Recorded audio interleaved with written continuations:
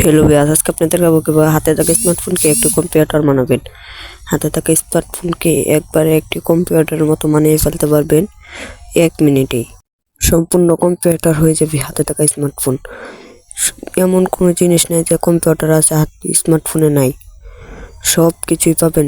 শুধু খালি একটা অ্যাপ্লিকেশন লাগবে। আপনারা যাবেন গুগল প্লে স্টোরে গিয়ে এখানে সার্চ করবেন Win7 সাউন্ড লিখে সার্চ দিলেই এরকম একটা অ্যাপ্লিকেশন সামনে ওপেন হবে। আপনারা ইনস্টল করে নেবেন। তো আমি ইনস্টল করে রেখেছি, আপনাদেরকে এখন ওপেন করে দেখাবো। তো এখন ওপেন করে নিব, আপনারা ইনস্টল করে নেবেন। ওপেন করার পর দেখবেন এরকম ইন্টারফেস হবে। কিছুক্ষণ ওয়েট করবেন।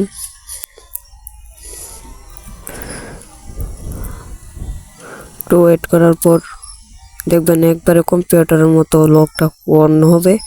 মোবাইলটা অন হওয়ার পর এখানে আপনি দুইটা অপশন দেখতে পারবেন। নিচের অপশন থেকে আপনারা গুগল অ্যাকাউন্ট দিয়ে সাইন ইন করতে পারবেন। উপর অপশন দিয়ে আপনারা এখনই চালু করতে পারবেন। তো আমরা সাইন ইন করছি না, উপরের অপশন দিয়ে চালু করে নিচ্ছি। তারপর দেখেন মোবাইলটা একবারে হয়ে গেছে কম্পিউটার, সম্পূর্ণ কম্পিউটারের মতো। মোবাইলে যা আছে সবকিছু কম্পিউটারে যা আছে সবকিছু মোবাইলে থাকবে। তো আপনারা যদি মনে করেন যে এই সাইডে কর্নারে একটি টিপ দেন, কর্নারে টিপ দেওয়ার পর আপনার এখানে যতগুলো ব্রাউজার আছে সবগুলো ওপেন হবে। যতগুলো অ্যাপ্লিকেশন আছে মোবাইলের মধ্যে সবগুলো এখানে দেখাবে। এখান থেকে আপনারা যে কোনো অ্যাপ্লিকেশন কাজে লাগাতে পারবেন।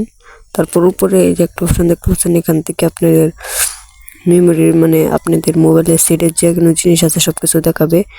এটারে বড় করে নিতে পারবেন। এরকম কোনো জিনিস নাই যে এখানে কম্পিউটার আছে এখানে নাই, সব জিনিসই আছে। তো ভিডিওটি ভালো লেগে থাকলে অবশ্যই চ্যানেলটাকে সাবস্ক্রাইব করে দিবেন। আর পেজ থেকে দেখে থাকলে অবশ্যই পেজটাকে ফলো করে দিবেন আর একটি লাইক করে দিবেন। আর কমেন্টে বলে দেবেন যে ভিডিওটি কেমন লাগেছে।